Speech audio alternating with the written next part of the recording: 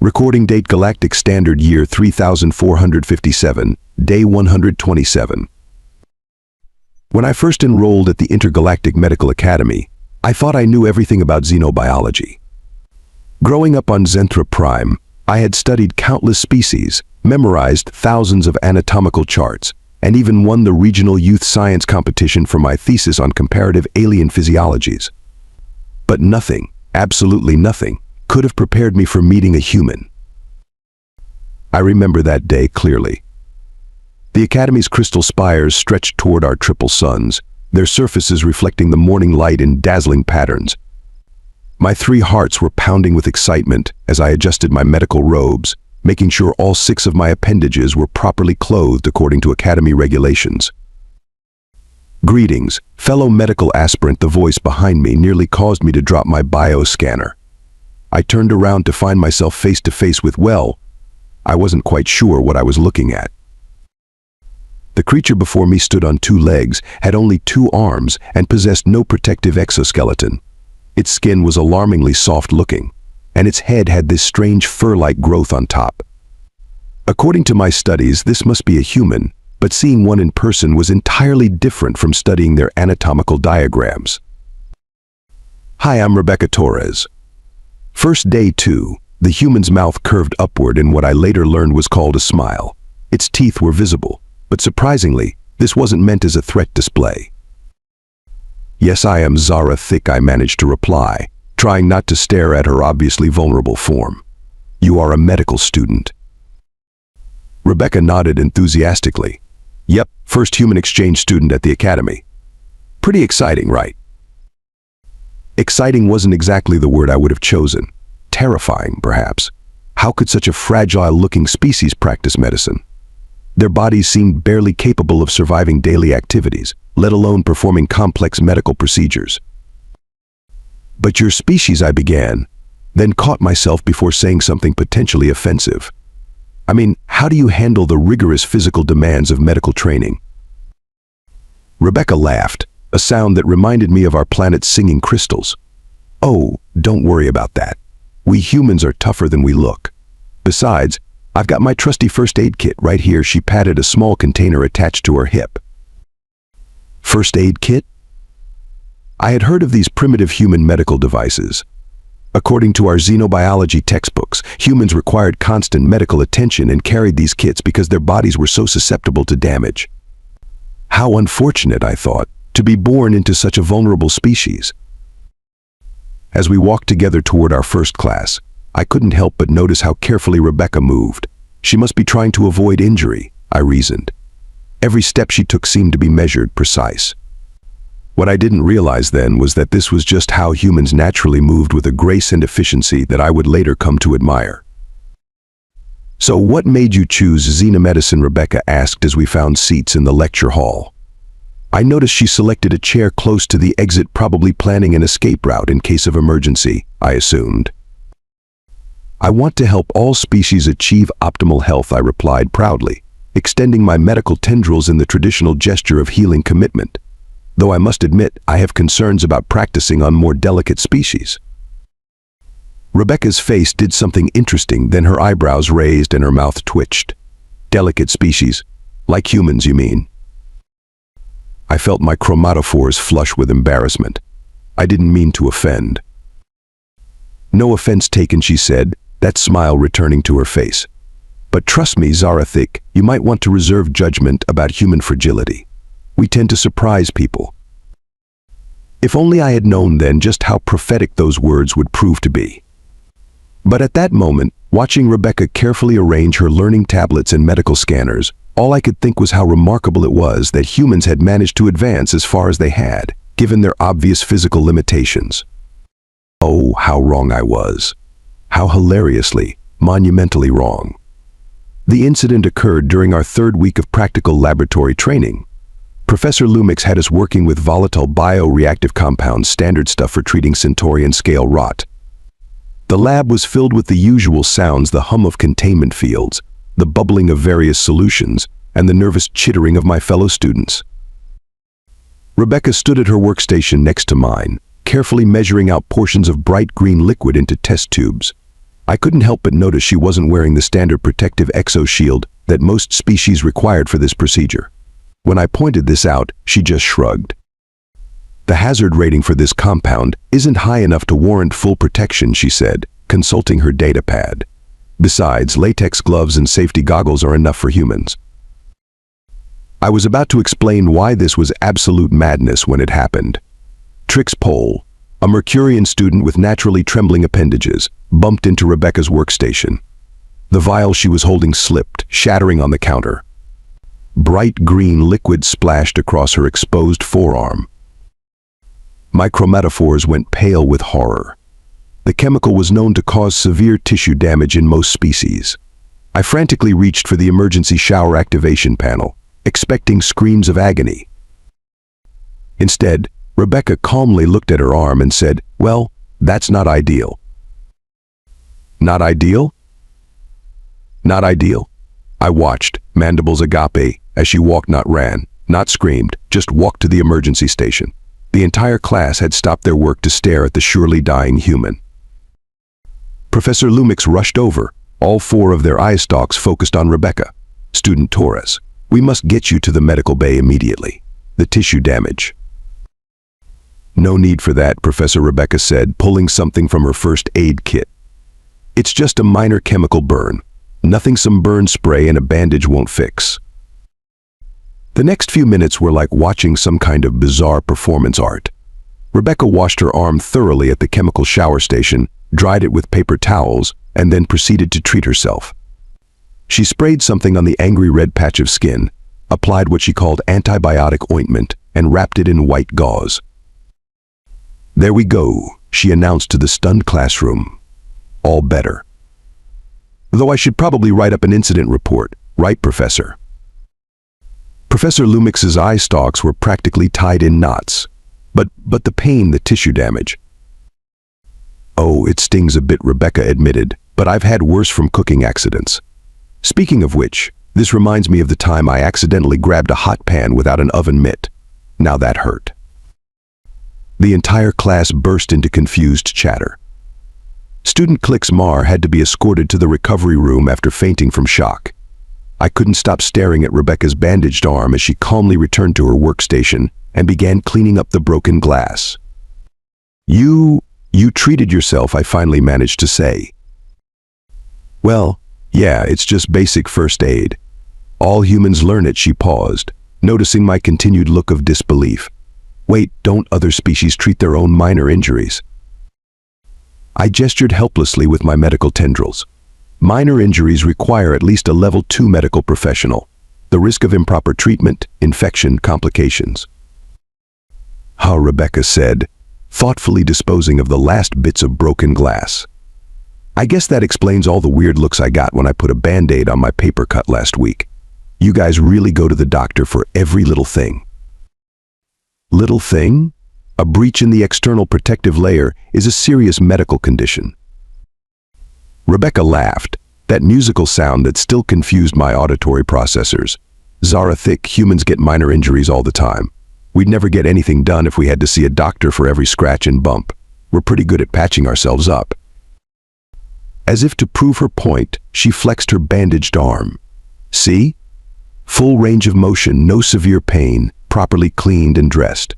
I'll change the bandage tonight, keep it clean, and it'll be healed in a few days." Professor Lumix insisted on scanning the injury with their medical tricorder. Their eye stalks wobbled in disbelief as they read the results. This is acceptable medical treatment.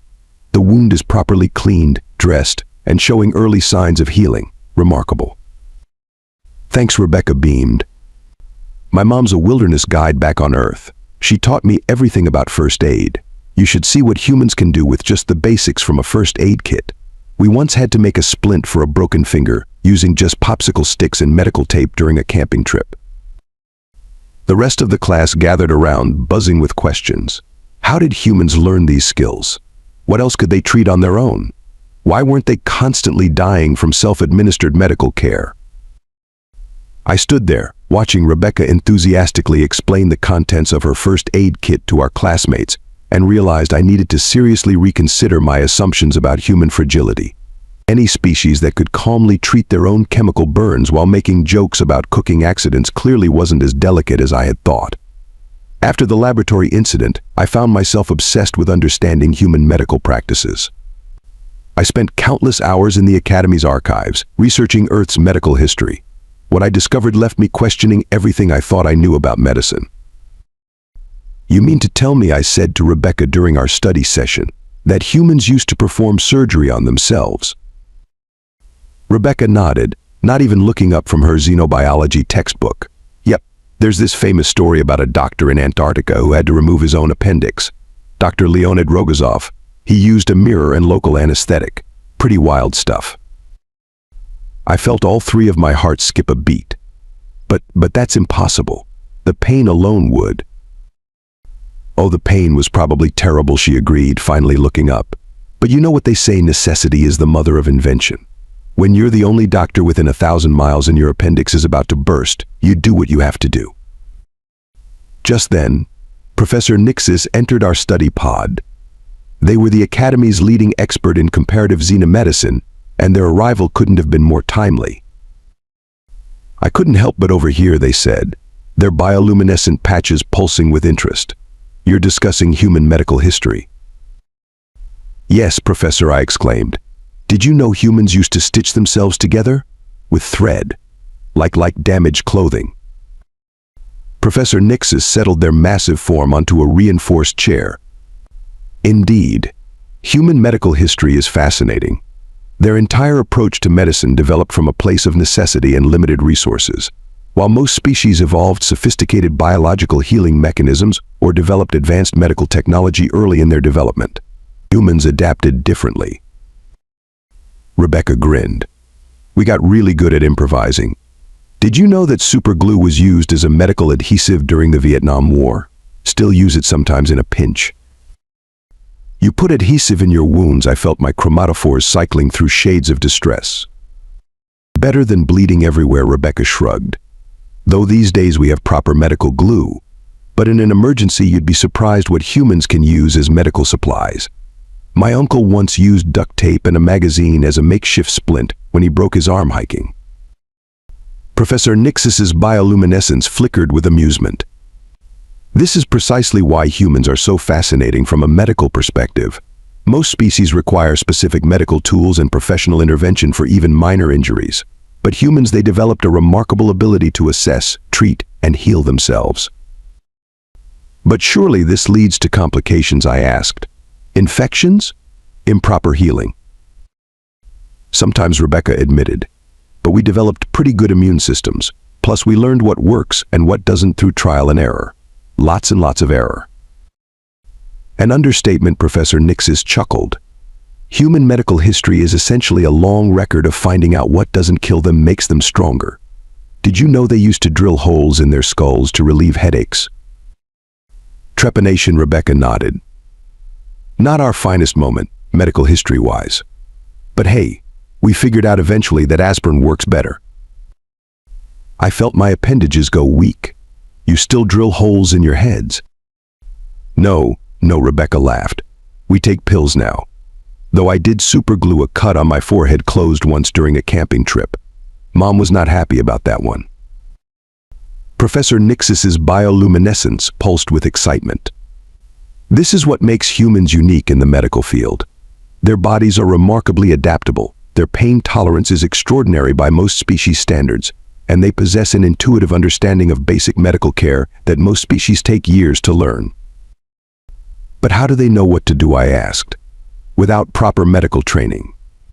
"Trial and error," mostly, Rebecca said. "Plus we pass knowledge down.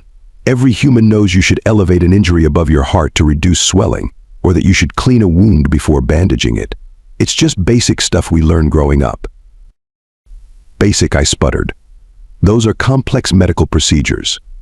Our species requires 3 years of medical training before we're allowed to apply pressure to a wound."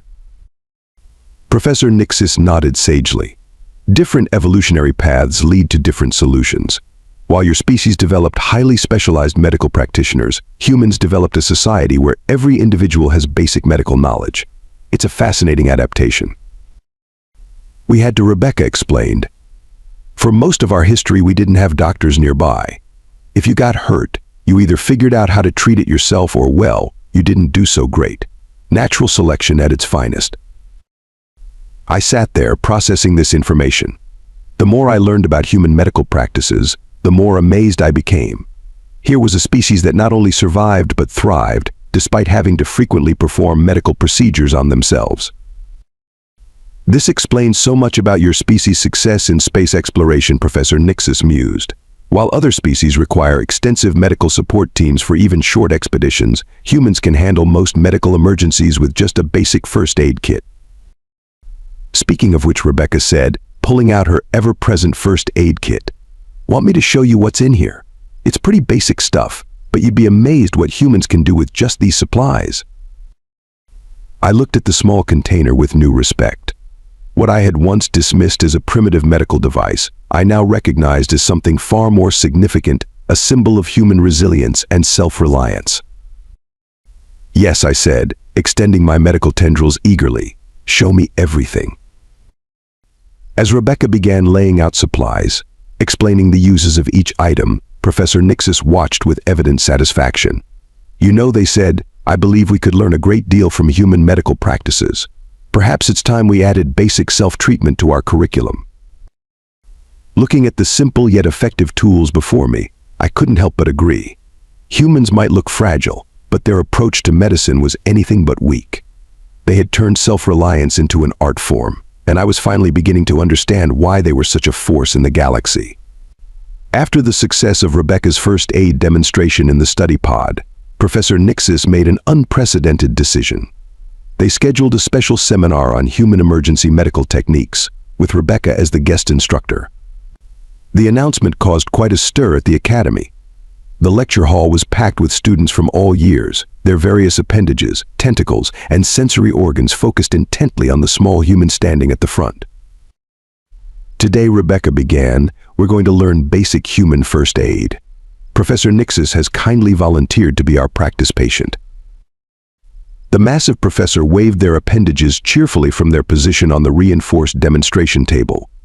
Several students chittered nervously. The idea of practicing medical techniques on a respected professor seemed almost sacrilegious. First up, bandaging, Rebecca held up a roll of white gauze.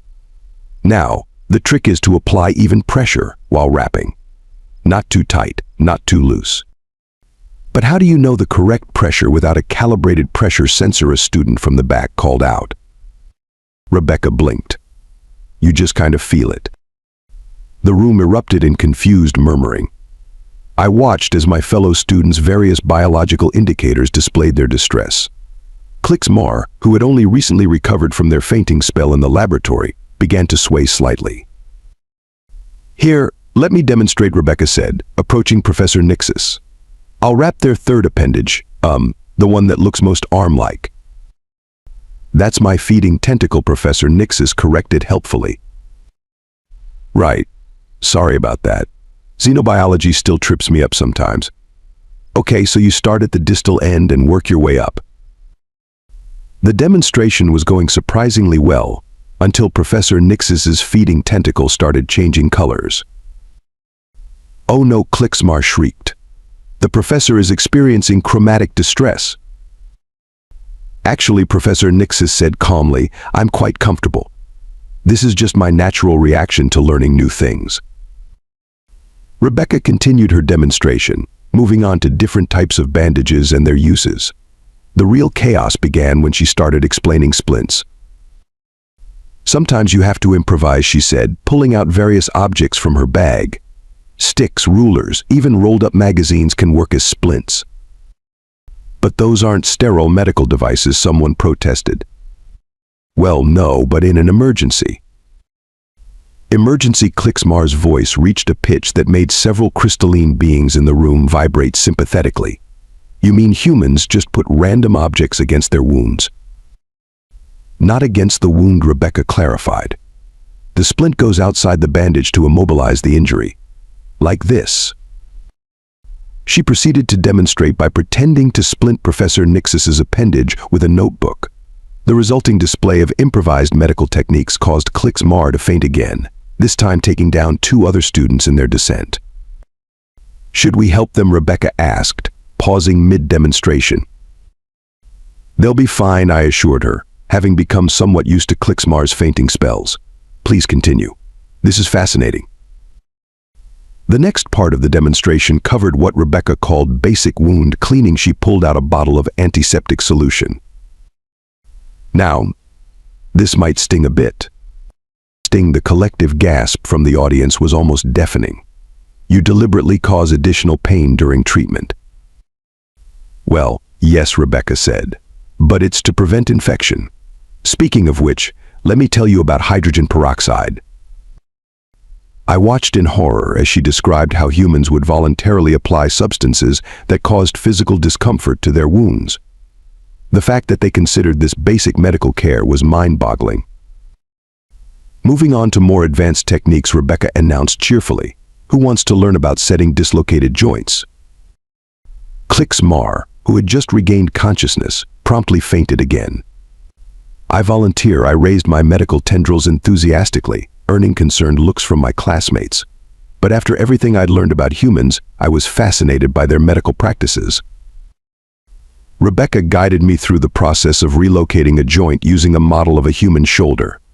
The key is to move quickly and decisively, she explained. Sometimes you might even need to do this to yourself. The room spun slightly. Sure. I once popped my own shoulder back in during a rock climbing accident. She made a gesture that caused several students to emit distress pheromones. The demonstration continued with Rebecca showing us various emergency techniques. She taught us how to make a tourniquet from clothing, but that's not medical-grade material, how to create an improvised sling, you can't just use any piece of fabric, and how to recognize signs of serious injury. Humans continue functioning with broken bones. The grand finale was a comprehensive overview of the human first aid kit. Rebecca dumped the contents onto a table, creating what looked like a small explosion of bandages, tubes, and mysterious packages. And this little kit, she said proudly, can handle about 80% of common injuries and emergencies. A student with multiple eye stalks raised one timidly. But where are the diagnostic tools? The tissue regenerators? The neural stabilizers? Don't need them, Rebecca shrugged. Most times you can tell what's wrong just by looking or feeling the injury. This statement caused another wave of fainting, including 3 students who hadn't fainted previously. Professor Nixis had to activate the emergency ventilation system to clear out the stress pheromones that were beginning to accumulate. Perhaps they suggested gently we should end the demonstration here. I believe our students need time to process this information. Rebecca looked around at the room full of stunned, fascinated, and unconscious aliens. Was it something I said? I helped her pack up her supplies, still amazed by the simplicity and effectiveness of human medical techniques. I think I said carefully that you've given us all a lot to think about, though maybe next time we should warn Klixmar before mentioning self-administered medical procedures. Fair enough, Rebecca laughed, though I didn't even get to the part about field surgery. The thud of yet another student hitting the floor echoed through the lecture hall. Maybe save that for the advanced class, I suggested weakly. In the days following Rebecca's memorable demonstration, the atmosphere at the Intergalactic Medical Academy changed dramatically. Students gathered in study pods, break rooms, and meditation chambers, discussing what they'd learned about human medical practices. Even Klixmar, now equipped with smelling salts, joined these conversations with cautious enthusiasm. One evening, as we sat in the Academy's observation dome watching the triple sunset, our study group had what humans might call an epiphany. You know what I find most remarkable, said Plix-Ara, their crystalline form refracting the golden light. Humans don't just survive despite their limited medical technology, they thrive because of it. Rebecca looked up from her snack, something she called a candy bar which apparently contained enough sugar to send most alien species into hibernation. What do you mean? Well, I joined in, my medical tendrils gesturing excitedly. Look at how your species approaches problem solving. When faced with a medical emergency, you don't wait for perfect conditions or optimal tools. You just figure it out. Necessity being the mother of invention and all that. Rebecca nodded, taking another bite. Though I have to admit, your medical technology is amazing. Auto-healing chambers? Neural regenerators? That stuff sounds like science fiction to us. But that's exactly the point, Klixmar exclaimed, keeping a safe distance in case the conversation turned to graphic medical procedures. Our species became dependent on advanced technology. Humans learned to work with whatever they had available. A thought struck me. Rebecca, remember when you told us about human war medics? You mean combat medics? Yeah, they're incredible.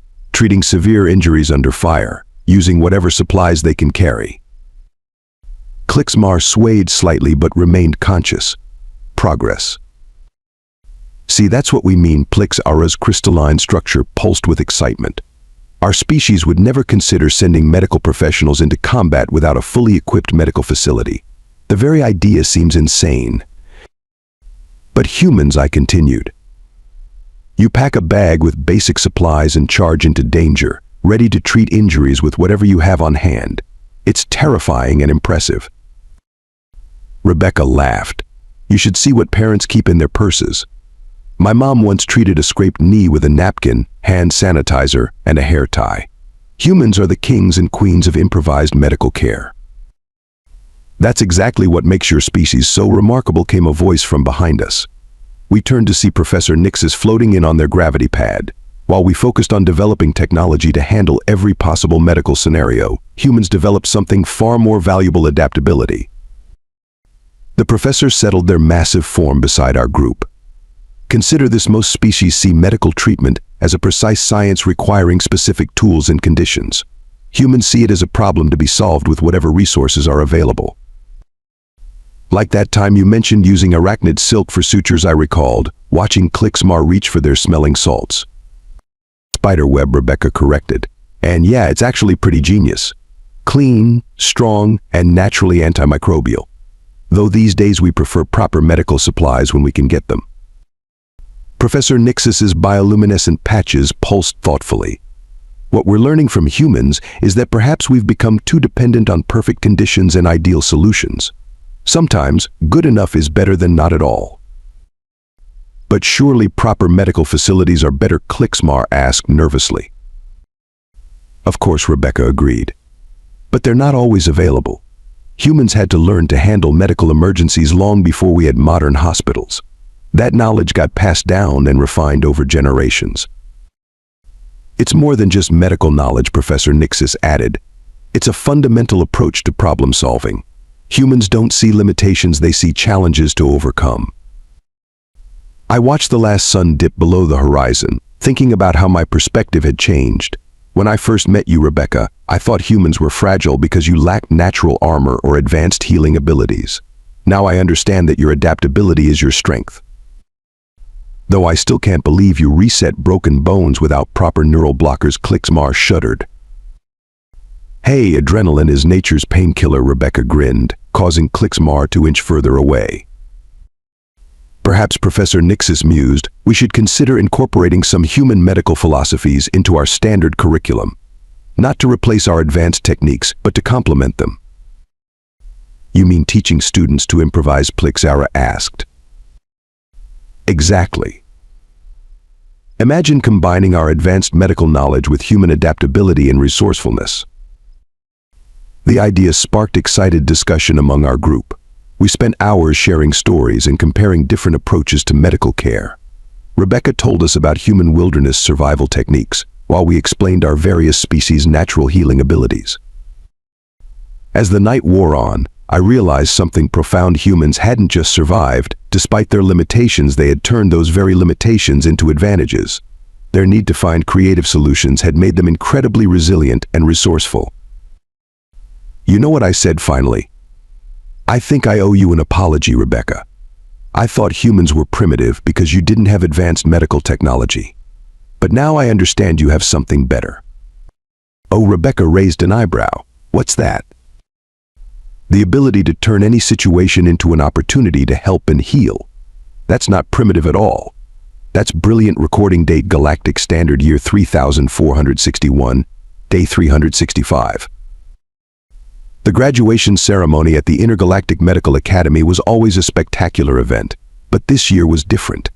The crystal spires of the Great Hall sparkled with celebratory bioluminescence as students from 100 different species gathered for their final ceremonies.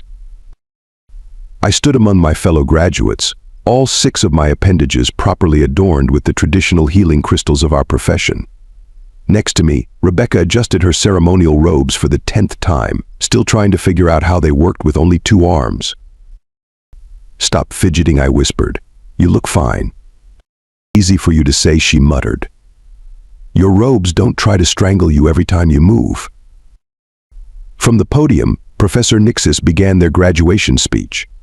This year marks a historic moment in the Academy's history. Not only have we graduated our first human student, but we have also learned invaluable lessons about the nature of medical care itself.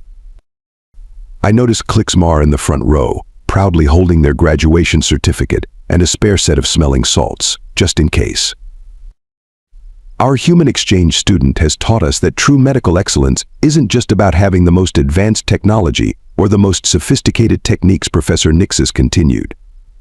Sometimes it's about having the wisdom to know that a simple solution, properly applied, can be just as effective as the most advanced treatment. Rebecca beamed beside me. She had every right to be proud. Not only had she graduated with top honors, but she had also been offered a position as the Academy's first human medical practices instructor. Which is why Professor Nixis announced, their bioluminescence brightening with excitement, "I am pleased to announce the creation of a new department at our Academy, the Department of Emergency Field Medicine and Improvised Care, under the leadership of Professor Rebecca Torres." The hall erupted in applause, and yes, Klixmar fainted one final time, but they were smiling as they went down. After the ceremony, as we celebrated in the Great Hall, I watched Rebecca demonstrate to a group of junior students how to make an emergency pressure bandage from regular clothing. Their expressions of horror and fascination were exactly like mine had been that first day in the laboratory. "Still can't believe they're letting me teach," Rebecca said when she joined me later. Me, a professor at the most prestigious medical academy in the galaxy. "Well, you did revolutionize our entire approach to emergency medicine," I pointed out, "though I'm still not sure about that thing you called a quick clot bandage." "Says the alien who can regrow entire limbs," she laughed. "But that's exactly why this is so important. Not everyone has access to advanced medical facilities. Sometimes you have to work with what you've got." I nodded, remembering all the lessons we'd learned over the years. You know, I keep thinking about that first day we met, when I thought humans were fragile. And now I think humans might be the toughest species I've ever encountered. Not because you're physically strong or naturally armored, but because you refuse to accept limitations. You see a problem, and instead of waiting for the perfect solution, you find a way to make it work. Rebecca smiled, adjusting her professor's robes. That's the thing about humans. We're too stubborn to let little things like impossible or medically inadvisable stop us. "Just promise me one thing," I said. "In your first class, warn the students before you tell them about that time you used tree sap as surgical glue." Hey, it worked, didn't it? We laughed together, watching the new graduates celebrate. Around us, the future of intergalactic medicine was evolving, becoming something stronger and more adaptable than ever before. And as I stood there, watching my best friend prepare to teach a new generation of medical professionals about the art of human improvisation, I couldn't help but think sometimes the most powerful medical technology isn't technology at all. Sometimes it's just the simple, stubborn determination to help others, no matter what resources you have available. That's the lesson humans taught us. That's the lesson that changed everything. Though I still think superglue should not count as medical equipment, no matter what humans say.